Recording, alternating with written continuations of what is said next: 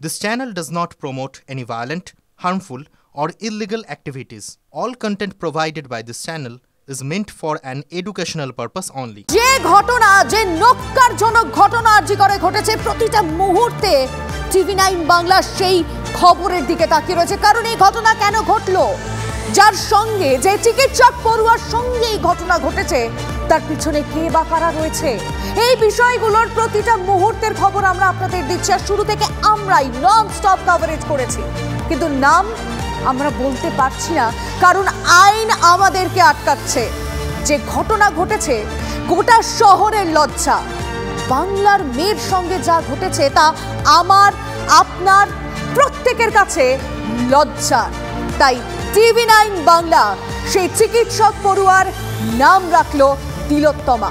পিতামাতা হওয়া এখনো কি স্বপ্ন? অ্যাপোলো ফার্টিলিটির সাথে আপনার পিতামাতা হওয়ার স্বপ্ন পূরণ করুন। বিনামূল্যে পরামর্শের জন্য কল করুন 9899410685। আরে আজকে এই মুহূর্তে দাঁড়িয়ে শুধুমাত্র স্টুডিও নয়, কারণ যে নক্কারজনক ঘটনা, যে লজ্জাজনক ঘটনা ঘটেছে তার একেবারে স্পট থেকে অন দ্য স্পট বুলেটিন আজ হবে। কারণ টিভি9 বাংলা দমে থাকবে না। আমার প্রতিনিধি এই মুহূর্তে আমি দেখতে পাচ্ছি রুমেলা একেবারে আরজি করে পৌঁছে গেছে। সেখান থেকে দাঁড়িয়ে সমস্তটা এই মুহূর্তে কি ঘটছে, পুলিশ তদন্ত কতদূর এগিয়ে নিয়ে গেছে, সমস্ত আপডেট রুমেলা আজকে জানাবে। Over to you Rumela.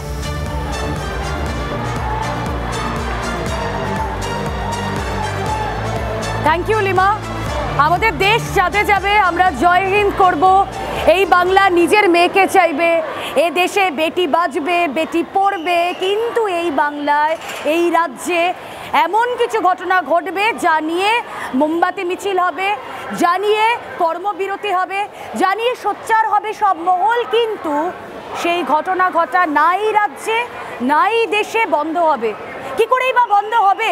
কারণ কোনো দৃষ্টান্তমূলক শাস্তি যেখানে দাঁড়িয়ে অপরাধীদের বুক কাঁপে তা তো নেই। তা নেই বলেই এই ধরনের ঘটনা ঘটে, তা নেই বলেই কোথাও নির্ভয়া, কোথাও তিলোত্তমা তারা বিচার চায়, আজও তারা বিচার চাইছে। আর এই মুহূর্তে দাঁড়িয়ে আমাদের রাজ্যে, আমাদের শহরে প্রত্যেক চিকিৎসকরা, চিকিৎসক পড়ুয়ারা করছেন, তারা কর্মবিরতির ডাক দিচ্ছেন। যারা মানব সেবায় ব্রতী, নিজেদের নিরাপত্তা নিয়ে ভাবছেন এবং পেন ডাউন করছেন। আজ সকাল থেকে সেই ছবি দেখছি। সরাসরি চলে যাব ন্যাশনাল কলেজে, সেখানে আমাদের প্রতিনিধি সৌরভ দত্ত রয়েছেন। সৌরভ, আরজি করের ঘটনা রেখে সেই আজ আমাদের শহর কলকাতার বিভিন্ন প্রান্তে ছড়িয়ে পড়েছে। তুমি দাঁড়িয়ে রয়েছো ন্যাশনাল মেডিকেল কলেজ হাসপাতালে। সত্যিই যদি চিকিৎসকরা এভাবে তাদের নিরাপত্তার দাবিতে পেন ডাউন করেন, স্বাস্থ্য পরিষেবা কিন্তু ভেঙে পড়তে পারে। সেই আশঙ্কাও আমরা দূরে সরিয়ে রাখতে পারছি না, কিন্তু তাদের দাবি তো ন্যায্য। তারা কি বলছেন? দেখো, 5 বছর আগে যে ছবিটা দেখা গিয়েছিল রাজ্যের স্বাস্থ্যক্ষেত্রে, আরেকবার এক দাবি, এক প্রশ্নে সমস্ত চিকিৎসক পড়ুয়ারা যারা রয়েছেন তারা কিন্তু এখানে জড়ো হয়েছেন। কলকাতা ন্যাশনাল মেডিকেল কলেজের ছবিটা দেখাবো। তুমি দেখো, এখানে একেবারে প্রথমের সারিতে রয়েছেন মহিলা চিকিৎসকেরা। তারা কিন্তু একেবারে প্রথমের সারিতে রয়েছেন এবং তাদের সঙ্গে সিনিয়র চিকিৎসক যারা রয়েছেন তারাও কিন্তু তাদের প্রতিবাদে তাদের যে দাবি, সে দাবি দেওয়াকে সমর্থন জানাচ্ছেন। তারা বলছেন তাদের অভিজ্ঞতায় কোনোদিন এই ধরনের ঘটনা দেখেননি যে যেখানে তারা কাজ করছেন, ডিউটি করছেন, সেখানে ধর্ষণ হয়ে খুনের অভিযোগ উঠবে। মহিলারা রয়েছেন এখানে। আপনাদের আজকে কোন পরিস্থিতিতে এই বিক্ষোভে সামিল হতে? একটা মহিলা ডাক্তার যখন রাতে ডিউটি করছে, হসপিটালটা তো তার সব থেকে সুরক্ষার জায়গা, সেখানে আজকে তার ধর্ষণ হয়ে তার খুন হয়ে গেল। এর থেকে বেশি শেমফুল আমার মনে হয় কিছু হয় না।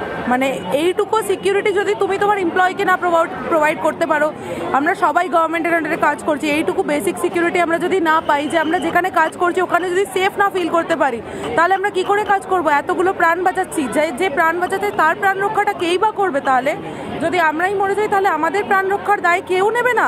আমরা এইভাবেই কি মরতে থাকবো? কোনোদিন ডাক্তারকে কেউ পেশেন্ট এসে মেরে চলে যাবে, কোনোদিন তার ধর্ষণ হয়ে যাবে, কোনোদিন তার খুন হয়ে যাবে, আর আমরা এইভাবেই চুপ থেকে যাব। আর বছরের পর বছর কোনোদিন কারোর বোন, কারোর দিদি, কারোর মেয়ে এইভাবেই মরতে থাকবে। তো যতদিন আমরা আওয়াজ তুলব না, আমার মনে হয় কোনোদিনই কিছু হবে না। আমাদের সবাইকে এক হয়ে মানে ডাক্তার হোক কি না হোক সবাইকে এক হয়ে মানে আওয়াজ তুলতে হবে, কারণ সে প্রথমে একজন মহিলা, তারপর একজন ডাক্তার ছিলেন যে সমাজের জন্য ভালো কিছু করার চেষ্টা করছিলেন, তাকে মেরে দেওয়া হলো। এবারও যদি কেউ না নিজের আওয়াজ তোলে তাহলে এটা লজ্জার ব্যাপার আমাদের সমাজের জন্য, তাহলে এই সমাজে থাকার আমরা যোগ্য। 5 বছর আগে নিরাপত্তার দাবিতে জুনিয়র চিকিৎসকরা আন্দোলনে নেমেছিলেন। 5 বছর পর সেই সময়ে আপনাদের সিসি ক্যামেরা, আপনাদের নিরাপত্তা সংক্রান্ত দাবিগুলোকে অগ্রাধিকারে রাখা হয়েছিল, আবার সেই একই পরিস্থিতি কেন কি? আমরা যতই আমরা চেষ্টা করি, যখন 2019-এ সমস্যা হয়েছিল আমরা আমাদের ভয়েস রেজ করেছিলাম, তখনও কেউ কিছু আমাদের শোনেনি। 5 বছর পর এখনও সিসিটিভি ভাঙা, এখনও নাইট গার্ড দেওয়া হয় না, এখনও কোনো সিকিউরিটির কোনো ব্যবস্থা নেই। আমরা এখানে ফিমেল ইন্টার্নস যারা, রেসিডেন্টস যারা, তারা একা ওয়ার্ডে কাজ করছি, কোনো আমাদের সিকিউরিটি নেই। পেশেন্ট পার্টি এসে আমাদেরকে মেরে চলে যাচ্ছে, তাতেও কারোর কিছু যায় আসে না। সবাই আসবে, দেখবে, চলে যাবে, বলবে ডাক্তারদের তো এটাই কাজ, ডাক্তারদের কোনো একটা রিজন চাই কিছু করার জন্য। তাই জন্য আবার এই ঘটনা আরজি করে হলো। এবার দেখা যাক, আমরা ভেবেছি যে যতক্ষণ না এটার কোনো সমাধান হবে। বুঝতে পারছি সৌরভ, বুঝতে পারছি তুমি সেই দিকটা নজর রাখো, কিন্তু শুধুমাত্র আরজি কর নয়, এই কর্মবিরতি অচলাবস্থা অন্যান্য হাসপাতালেও, শুধু কলকাতা শহর নয়, রাজ্যের বিভিন্ন প্রান্তে হাসপাতালগুলোতে এই মুহূর্তে অচলাবস্থা। আরজি করের প্রভাব আমরা দেখতে পাচ্ছি বাঁকুড়া, বর্ধমান, আমরা দেখতে পাচ্ছি আরজি কর হাসপাতাল ছাড়াও শিশু মঙ্গল হাসপাতাল। কারণ এই মুহূর্তে আপনাদেরকে আমি সেখানেই নিয়ে যাব, কারণ সেখানে কি পরিস্থিতি, সেখানে চিকিৎসা ব্যবস্থা কিভাবে চলছে। কারণ এই আরজি কর কাণ্ডের প্রতিবাদে বিভিন্ন দিকে চিকিৎসা সংগঠনের তরফ থেকে প্রতিবাদে নেমেছেন চিকিৎসক থেকে নার্স থেকে শুরু করে পড়ুয়ারা প্রত্যেকে। শিশু মঙ্গলের পরিস্থিতি কি শান্ত?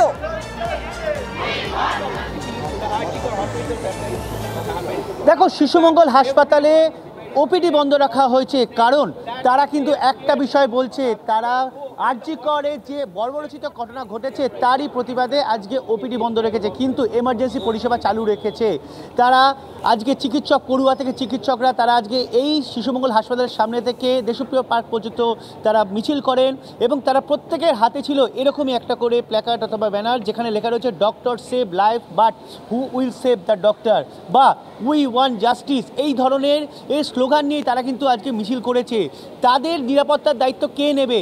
তারা যেখানে লক্ষ লক্ষ মানুষের প্রাণ বাঁচাচ্ছে, তাদের নিরাপত্তার দায়িত্ব কে নেবে? এই স্লোগান তাদের কাছে, এই প্রতিবাদী মুখর হয়ে তারা কিন্তু আজকে রাস্তায় নেমেছে।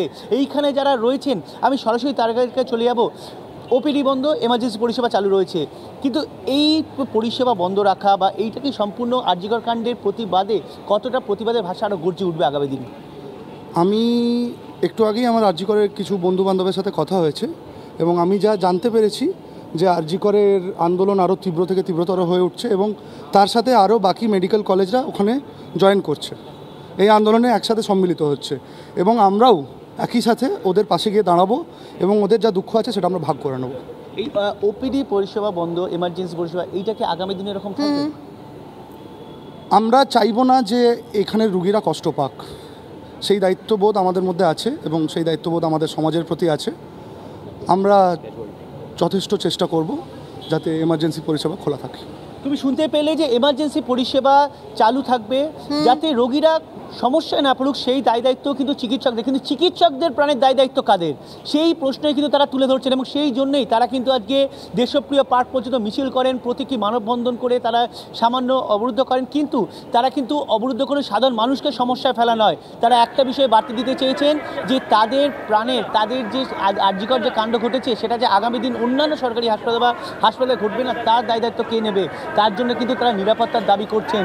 যারা প্রশাসন এই দিকে গুরুত্ব দিয়ে ভাবে, চিকিৎসকদের ব্যাপারে ভাবে, আর সেই এটা নিয়ে কিন্তু তারা প্রত্যেকে আমরা শুরুতেই যেরকম বলছিলাম যে শুধুমাত্র আরজি কর মেডিকেল কলেজে যেই বিক্ষোভ, প্রতিবাদ, কর্মবিরতি, অবস্থান তা চলছে তা নয়, তার রেশ ছড়িয়ে পড়েছে শহর পেরিয়ে জেলা, বিভিন্ন জায়গায় শিশুমঙ্গলের ছবি আপনাদেরকে দেখাচ্ছিলাম। কিন্তু এই একটা ঘটনা, আমি একদম শুরুতেই যে কথা বলেছিলাম যে একটা দৃষ্টান্তমূলক শাস্তি, সেটা কি প্রত্যক্ষ করা যায়? হ্যাঁ, মানবাধিকারের কারণে অনেক অনেক অনেক কিছু আটকে যায়, কিন্তু এই ধরনের ঘটনা যে ঘটছে অপরাধীরা যথাযোগ্য শাস্তি পাবে। তো আপনারা জানেন ইতিমধ্যেই এই ঘটনায়, আরজি করের এই ঘটনায় একজনকে গ্রেফতার করা হয়েছে, তার নাম সঞ্জয় রায়। তিনি সরাসরি হাসপাতালের কেউ নন, কিন্তু এই হাসপাতালে তার অবাধ আনাগোনা ছিল। জানা যাচ্ছে যা সূত্র মারফত যে এখানে রোগী ভর্তি করানোর ক্ষেত্রে, রোগী রিলিজ করানোর ক্ষেত্রে তার কিছু ভূমিকা ছিল, কিন্তু সেই ব্যক্তি কি করে হাসপাতালে এমার্জেন্সি বিল্ডিংয়ে, যেখানে চেস্ট মেডিসিন বিভাগ, সেই সেমিনার রুমে পৌঁছে গেল এবং এই ঘৃণ্য ঘটনা ঘটালো, এটা নিয়েই তো প্রশ্ন। এই সঞ্জয় রায় কি একাই নাকি আরও কেউ ছিল সঙ্গে?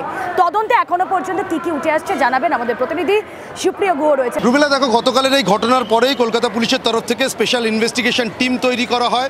হোমিসাইড শাখা এবং উইমেন গ্রিভেন্স সেলের যারা আধিকারিকরা রয়েছেন তাদেরকে সঙ্গে নিয়ে কলকাতা পুলিশের জয়েন্ট কমিশনার ভারপ্রাপ্ত জয়েন্ট সিপি ক্রাইম মুরলীধর শর্মার নেতৃত্বে টিম গঠন করা হয় এবং সেই যারা এসআইটির যারা সদস্যরা রয়েছেন তারা এই সেমিনার হল থেকে শুরু করে এমার্জেন্সি বিল্ডিংয়ের বিভিন্ন জায়গার সিসিটিভি ক্যামেরার ফুটেজ খতিয়ে দেখার কাজ শুরু করেন। কিন্তু গতকাল থেকেই আমরা যে বিষয়টা দেখাচ্ছিলাম যে একেবারে সেমিনার হল বা তার সামনের যে লবি রয়েছে কাছাকাছি কোথাও কিন্তু কোনো রকম কোনো সিসি ক্যামেরা নেই, কিন্তু যে চেস্ট ডিপার্টমেন্টের ভেতর থেকে এই সেমিনার হলে যেতে হয় সেই চেস্ট ডিপার্টমেন্টে থাকা সিসি ক্যামেরাতে এই সঞ্জয় রায় নামের ব্যক্তির ছবি তদন্তকারীরা প্রথম দেখতে পায় এবং তারপরেই আরও বেশ কিছু জায়গাতে, অর্থাৎ এমার্জেন্সি থেকে যে এন্ট্রির জায়গা সেখানেও সঞ্জয়ের ছবি দেখা যায় এবং তারপরেই সঞ্জয়কে আইডেন্টিফাই করা হয়। এবং এই সঞ্জয় সম্পর্কে যেটা তোমাকে জানাবো বা এখনও পর্যন্ত আমরা যেটা জানতে পারছি যে সে সরাসরি হাসপাতালের কোনো কর্মী নয় বা হাসপাতালের কোনো কাজের সঙ্গে যুক্ত নয়, কিন্তু তা সত্ত্বেও তার হাসপাতালে অবাধ যেমন যাতায়াত ছিল, তার পাশাপাশি হাসপাতালে কর্তব্যরত যে সমস্ত পুলিশ কর্মীরা রয়েছেন বা অন্যান্য বিভিন্ন দায়িত্বপ্রাপ্ত গ্রুপ ডি স্টাফ থেকে শুরু করে নার্সিং স্টাফ যারা রয়েছেন তারাও কিন্তু অনেকেই এই সঞ্জয় রায়কে চিনতেন, অর্থাৎ তার কতটা পরিচিত ছিল সেটা বুঝতেই পারছি আমরা। এবং সেই জায়গা থেকে গতকাল রাত, যেটা আমরা আরও সূত্র মারফত জানতে পারছি, রাত 4:03 থেকে 4:27 এই সময়ের মধ্যে সিসি ক্যামেরাতে সঞ্জয়ের উপস্থিতির তথ্য তদন্তকারীরা ক্যামেরার ফুটেজে পায় এবং তারপরেই তাকে জিজ্ঞাসাবাদের জন্য ডাকা হয়।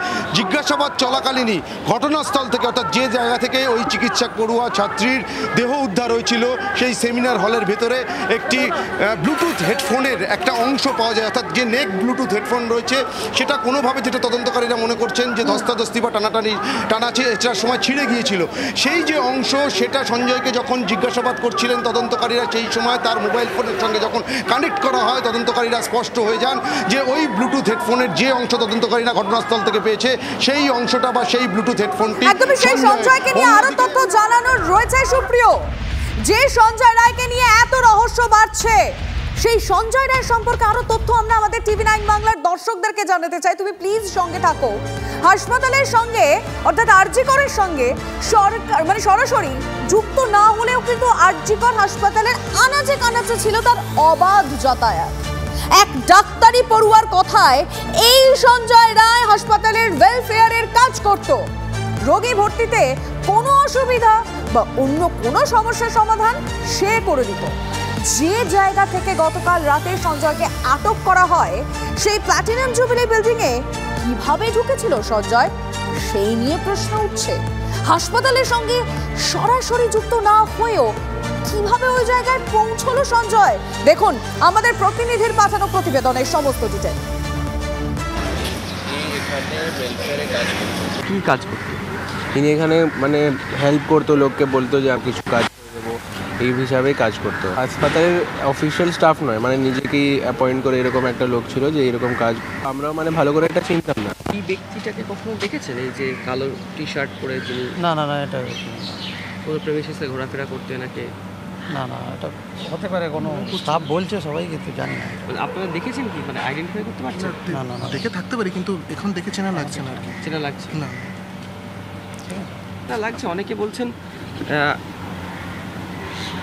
উনি হাসপাতালে সোশ্যাল সার্ভিসের মতো কাজ করতেন, বিভিন্ন ওয়েলফেয়ারের। না, আমি চিনি না। চেনেন না? তো টি শার্ট পরে যে ভদ্রলোক রয়েছে তাকেই কালকে সাসপেক্টেড হিসেবে ধরা হয়েছে, বাট আমরা এক্স্যাক্টলি জানি না কি, আমরা এটা নিয়ে কোনো কমেন্ট করতে পারবো না। উনি কি হসপিটাল ঘোরাফেরা করতেন? আমি ঠিক জানি না, বিকজ আমরা এখানে কালকে রাতে ছিলাম না যখন কিছু যাই হয়েছে, সো আমরা এটা নিয়ে কিছু বলতে পারবো না। যারা এটা নিয়ে জানে তারা বেটার কমেন্ট করতে পারবে। আমরা যেহেতু দেখিনি তাই জন্য আমরা না জেনে কোনো কমেন্ট করাটা ঠিক হবে না। সঞ্জয় রায় বলে যে ব্যক্তিকে গ্রেপ্তার করা হয়েছে তিনি হাসপাতালে ওয়েলফেয়ারের কাজ করতেন। কি কাজ করতেন, যেটা ছাত্রছাত্রীরা একটা অংশ জানাচ্ছেন যে বিভিন্ন মানুষকে বিভিন্ন পরিষেবা পাইয়ে দেওয়ার মতো কাজ সোজা বাংলায় স্বেচ্ছাসেবকের ভূমিকায় কাজ করতেন এই সঞ্জয় রায়। কিন্তু যে বিল্ডিং থেকে তাকে আটক করা হলো গত রাতে, সেই বিল্ডিংয়ের নিরাপত্তারক্ষী থেকে আরম্ভ করে যারা রয়েছেন তারা কিন্তু কেউই চিনতে পারছেন না এই সঞ্জয় রায়কে। সব মিলিয়ে যে প্রশ্নটা বারবার উঠছে, যে রহস্য বারবার ঘনীভূত হচ্ছে যে কে এই সঞ্জয় রায়, কেন হাসপাতালের মধ্যে তার এই অবাধ বিচরণ, সে কি ওয়েলফেয়ারের কাজ করত, এই বিষয়গুলি কিন্তু এখনও ধোঁয়াশার মধ্যেই রয়েছে। ক্যামেরায় কল্যাণের সাথে অরিত্র, TV9 বাংলা। মৃত্যু একটা, প্রশ্ন অনেক। বারবার এই ধরনের ঘটনা যখন ঘটে তখন তার সঙ্গে সঙ্গে অনেকগুলো প্রশ্ন দানা বাঁধে, যার উত্তর আমরা খোঁজার চেষ্টা করি। গতকাল এই ঘটনা ঘটার পর, এই ঘটনার সামনে আসার পর থেকে বিক্ষোভ, প্রতিবাদ, উত্তাল পরিবেশ, এই ছবি তো আমরা দেখছি। কিন্তু যারা এই মুহূর্তে কর্মবিরতি করছেন তারা যে দাবিটা করছে, দাবিটা যায় না। ভাবুন, যেই চিকিৎসক পড়ুয়ার এই সেমিনার রুমে মৃত্যু হলো, সে সেখানে সারা দিনের ধকলের পর, পরিশ্রমের পর সে সেখানে রেস্ট করতে গিয়েছিল। তার বিশ্রামের সময় ছিল সেটা, সেখানেই এই ধরনের ঘটনা। কেন একজন চিকিৎসক পড়ুয়াকে সেমিনার রুমে গিয়ে রেস্ট করতে হচ্ছে? আসুন আমরা একটু কথা বলি। আমাদের সঙ্গে বিশিষ্ট চিকিৎসক ডক্টর সুবীর গঙ্গোপাধ্যায় রয়েছেন। ডক্টর গঙ্গোপাধ্যায়, স্বাগত জানাবো TV9 বাংলায়। আমি রুমেলা কথা বলছি এবং আমি দাঁড়িয়ে রয়েছি এই মুহূর্তে আর.জি. কর মেডিকেল কলেজ হাসপাতাল গ্রাউন্ডে। একজন চিকিৎসক পড়ুয়া, সে যখন সাধারণ মানুষকে পরিষেবা দেবে, তার নিজেরও তো একটা পরিবেশ, আইডিয়াল পরিবেশ পাওয়ার কথা, তারও নিজেরও তো কিছু নির্দিষ্ট পরিষেবা পাওয়ার কথা। 36 ঘন্টা ডিউটি করার পর তাকে কিনা রেস্ট নিতে হচ্ছে গিয়ে এক সেমিনার রুমে, আর সেখানে তার সঙ্গে এরকম নক্কারজনক ঘটনা ঘটে যাচ্ছে। হ্যাঁ, এটা তো আপনি যেটা বলছেন ঠিকই বলছেন। তার কারণ এই যে বিষয়গুলো নিয়ে, যে অর্থাৎ যদি আমাকে সঠিক স্বাস্থ্য বা চিকিৎসা ব্যবস্থা যদি মানুষকে দিতে হয়, তাহলে অন্তত একটা ন্যূনতম কিছু স্বাচ্ছন্দ্যের প্রয়োজন থাকে। অর্থাৎ ডাক্তারবাবু যখন বিশ্রাম করবেন তাদের একটা আলাদা ঘর থাকা দরকার, সেই ঘরের বাথরুমটা পরিষ্কার হওয়া দরকার, আশপাশে যাতে তার খিদে পেলে তিনি খাবার খেতে পারেন সেই রকম একটা স্বাস্থ্যকর ক্যান্টিন থাকতে হবে। এই ধরনের কিছু কিছু বেসিক জিনিসের কিন্তু খুব দরকার। বা সেই বিশ্রাম কক্ষ যেখানে ডাক্তারবাবুরা থাকবেন, সেখানে যাতে চট করে বাড়ির লোক বা পাড়া প্রতিবেশী বা যাদের হাসপাতালে ঢোকার দরকার হয় না সব সময়, সেই ধরনের কিছু মানুষজন যাদের বহিরাগত ইত্যাদি ক্ষেত্রে বলা হয়, সেই ধরনের মানুষরা ঢুকতে পারেন। তাই সেই স্বাচ্ছন্দ্য অত্যন্ত দুর্ভাগ্যের সঙ্গে আমি এটা বলছি যে আমাদের পশ্চিমবঙ্গে যে সরকারি পরিকাঠামো আছে, মেডিকেল কলেজগুলোর কথা আমি বলছি, আমি যে মেডিকেল কলেজে চাকরি করেছি, দীর্ঘ 38 বছর আমি চাকরি করেছি, মানে এবং দুই জমানা, বাম জমানা এবং বর্তমান যে জমানা, তাদের জমানাতে আমি প্রায় 7 বছর 8 বছর চাকরি করেছি। কোনো জমানাতেই কিন্তু আমি এই ধরনের পরিবেশের যে মানে ন্যূনতম যেটুকু প্রয়োজন, সেই প্রয়োজন আছে, এইরকম পরিবেশ অনেক ডিপার্টমেন্টেই কিন্তু সেইভাবে নেই। এটা হচ্ছে বাস্তবতা। এবং সেটা নেই বলেই আজকে যে মেয়েটির যে ঘটনা, একটি ছোট মেয়ের ক্ষেত্রে যে ঘটনাটি ঘটেছে, আমার নিজের মতে এটা হচ্ছে যে স্থানীয় যে প্রশাসন, স্থানীয় প্রশাসনের একটা চরম ব্যর্থতা। যে সেখানে সিসিটিভি কেন নেই, সেখানে সিকিউরিটি কেন নেই, সেগুলো তো ডাক্তাররা করবে না। সিসিটিভি বন্দোবস্ত ডাক্তাররা করে না, বা সেখানে সিকিউরিটি স্টাফ প্রপার আছে কিনা সেটা তো ডাক্তাররা দেখে না। সুতরাং এই যে বিষয়গুলো, যে হাসপাতালের মধ্যে ওই বহিরাগত, তারাই বলছেন বহিরাগত মানুষজন ঘোরাফেরা করছে, তাদের free access platinum jubilee building, যেটা হচ্ছে হাসপাতাল বা মেডিকেল কলেজের মূল প্রশাসকের যেখানে অফিস, অর্থাৎ প্রিন্সিপাল, সেখানে নাকি ওই লোকজন ঘুরে বেড়াচ্ছে। এইগুলো কারা করছে? সুতরাং স্থানীয় যে প্রশাসন, আমার মতে সবার আগে তাদের কিন্তু অবিলম্বে খোল বলতে পাল্টে তাদের এখান থেকে অন্য জায়গায় পাঠিয়ে দেওয়া উচিত এবং নতুন প্রশাসক নিয়ে এই আরজি করে মেডিকেল কলেজে বসানো উচিত। ডক্টর গঙ্গোপাধ্যায়, ঘটনা ঘটে যাওয়ার পর প্রশাসন সেখানে আসবে, তদারকি করবে, আমার মনে হয় এটাই যথেষ্ট নয়। উচিত একেবারে সমূলে নজর দেওয়া এই ঘটনাগুলো যাতে না ঘটে। তার কারণ এখানে যখন আমরা গতকাল কিছু ডাক্তারি পড়ুয়ার সঙ্গে কথা বলছিলাম, তারা বলছিলেন যে আমাদের এরকম ডিপার্টমেন্টের অবস্থা যে টয়লেটটা এতটাই নোংরা থাকে, আমরা করতে পারি না, আমরা সেখানে যেতে পারি না, সেটা ব্যবহার করতে পারি না, আমাদের যেতে হয় অন্য ডিপার্টমেন্টে, কিন্তু আমরা অন কল থাকি। আমাদের কল রুমে বহিরাগতরা ঢুকে যায়, মদ্যপ যুবকদের আনাগোনা থাকে। আপনারা ভাবুন তো, যারা এই মুহূর্তে TV9 বাংলা দেখছেন, সরকারি হাসপাতালে যখন আপনার বাড়ির কাউকে নিয়ে এসেছেন, পরিজনকে, আপনার বাড়ির রোগীকে, ভিজিটিং কার্ড না থাকলে কি হেনস্থার শিকার হতে হয়। সেখানে কি করে এই সরকারি হাসপাতালগুলোয় যে কেউ কোনো আইডেন্টিটি কার্ড ছাড়া অবাধে বিচরণ করতে পারে? প্রশ্ন তো উঠছে। প্রশ্নটা আপনাদের কাছেও রাখছি, দেখুন আপনারা উত্তর খুঁজে পান কিনা।